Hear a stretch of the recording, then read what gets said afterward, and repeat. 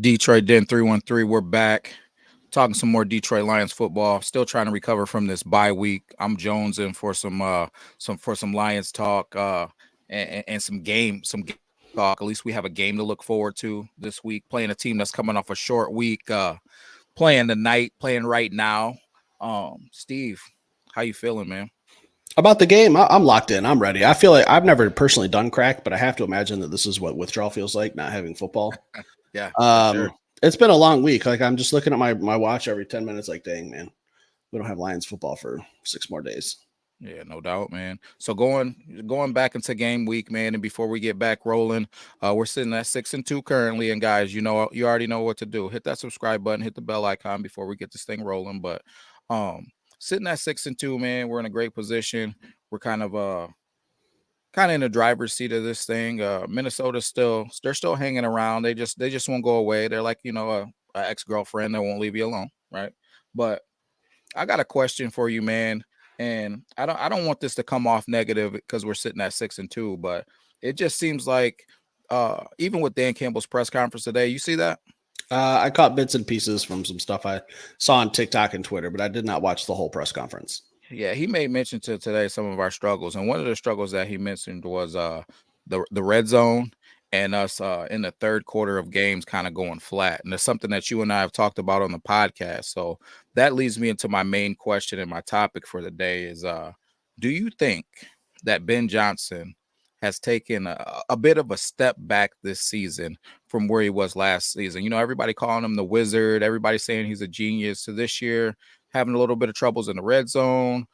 We will fall flat a little bit in third quarters and second half. So, what do you think?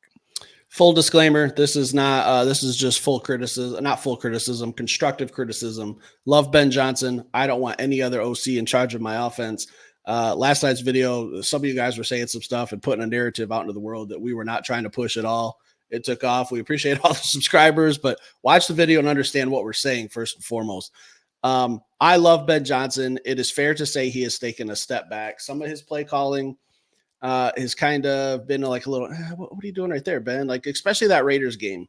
I noticed just in the red zone, like I've said 1,000 times, that game should have been over at halftime. It shouldn't even have been close. The Raiders should have been tucked in bed and put to sleep.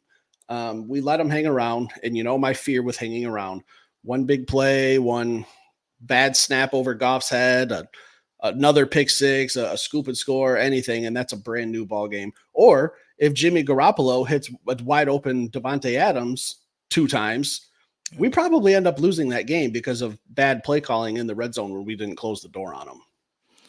Yeah, man, I agree with you, man. I think that 100%. I love Ben. I think he's a great OC.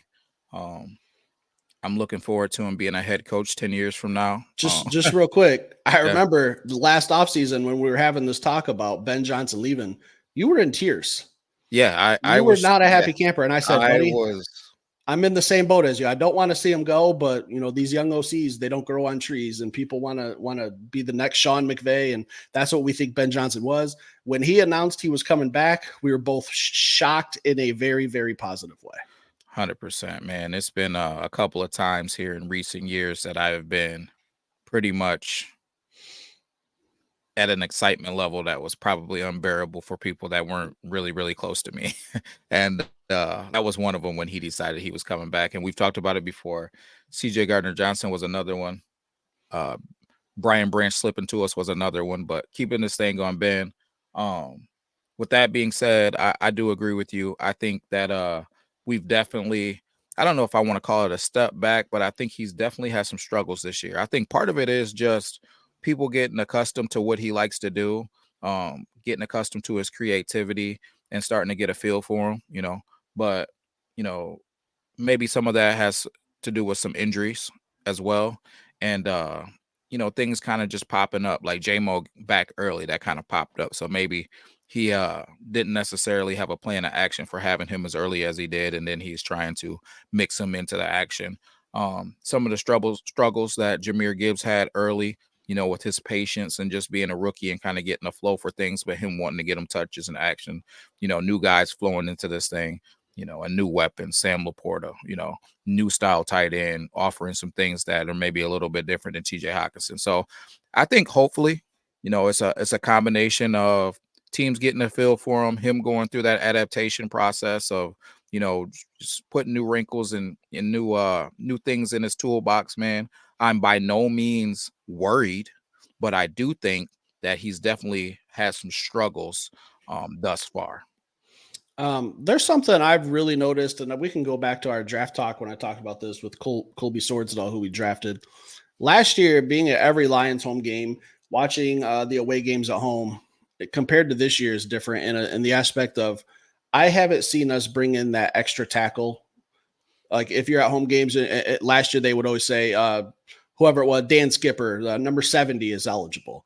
I That don't think swing tackle. swing tackle. We have not done the swing tackle to my knowledge. If I'm wrong, correct me. Yet this season, where we bring in that extra offensive lineman who's technically a tight end and run the ball, run it very effectively. I think that's something maybe we could start to get back to a little bit, especially with Montgomery coming back, kind of that bigger back who's kind of like a Williams, Jamal Williams. I know you don't like to talk about him or mention his name, and you're going to pretend you don't know who he is, but Never heard of him. I'd like to see us start getting back to that swing tackle type offense. And then, if you remember in that Minnesota game, we had that Penny Sewell swing pass kind of opened up a door for a little trick play. And I'm not saying I need to see a trick play every game. Like the only one that I can really remember working so far this year was a couple flea flickers against, I think it was Atlanta. The Sam Laporta's first touchdown, that type of stuff. I don't need to see it. I just need to see this offense be balanced, be consistent, be productive. Get back to the roots sometimes, man. Just throw that swing tackle out there. Let's just see if that's the key. Yeah, I like the trickery, man. And I think that the players enjoy it. It kind of reminds me of Andy Reid when Patrick Mahomes and those guys are out there just doing ring around the rosy and all of that crazy stuff. I like it in spots sporadically, and I do agree when it doesn't work, where that he's gonna get hammered a little bit. But the thing for me has been kind of like some of the times that we've done some of the trickery and it's fizzled, or as you mentioned in a previous podcast, us doing the trickery one time and then coming back to it relatively soon and then it fizzling out again. It does kind of leave you like, man, what are we doing? And then the drives also fizzling out and that's kind of going flat. So that's kind of been a worry.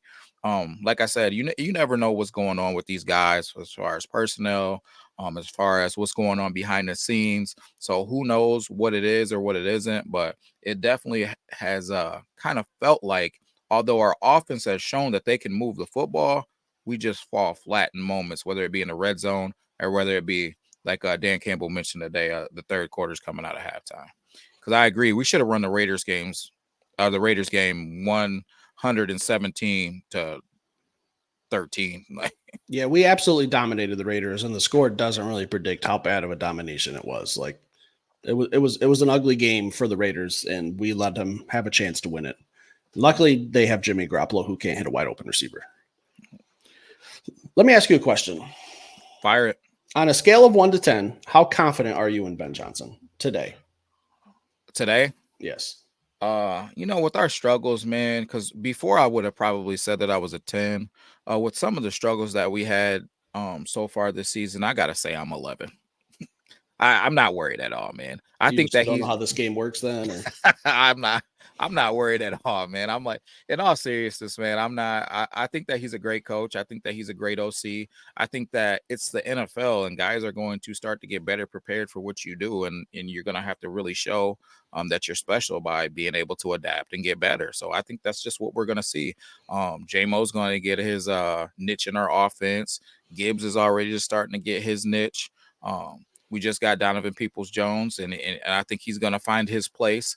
But I think we got great problems to have because we have weapons that we got to kind of try to figure out how we're going to work them into this offense. I'd much rather have that than not have weapons and be trying to figure out how we're going to move the football. And if you've been a Lions fan, you got to know that struggle.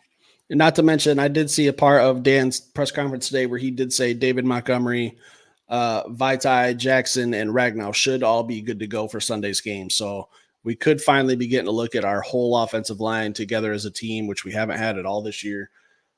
I think maybe like the opener, that was probably about it.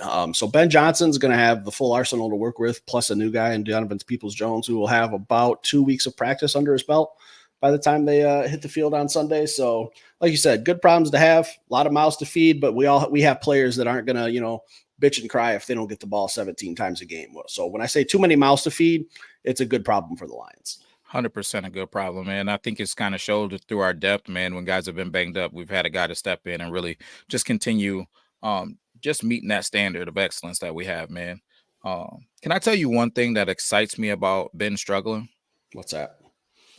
Just maybe people take him from that number one spot, number two spot. Maybe they take him down to 4 or 5, and then maybe they just don't want him as bad as they You're talking about wanted him. teams next year? Yeah, I was maybe they just I just was I was yeah, just about to ask you, do you think man. this is Ben's last year?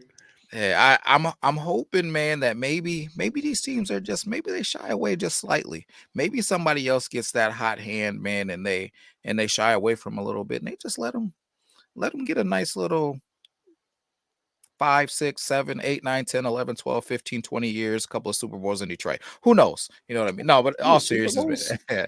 Hey, man, I think that the sky is the limit, man. And he said what he said, when he came back. He's got unfinished business here. And I think that unfinished business has to be a Super Bowl. I don't think unfinished business is like, let's stick around and make it to the playoffs. He can go be a head coach and take another team to the playoffs. So let's take this thing to the Super Bowl and let's keep him around. So it would be phenomenal if guys kind of shied away and his momentum kind of slowed down a little bit. And we just kind of quietly just got hot at the right time and Getting made a healthy run. at the right time could be getting hot at the right time. So, Because I just talked about today, the Lions' chances to win the NFC. That bye week could not have came at a better time. We're getting our O-line back. We're getting our running backs back. Getting Donovan Peoples-Jones incorporated into this offense. It's a good. I could not have picked a better time for the bye week. So second half of the season, Ben's going to get it going. Our defense is playing well. A couple little stinkers in there, but nothing to be panicking about. But buddy, I'm ready for playoffs.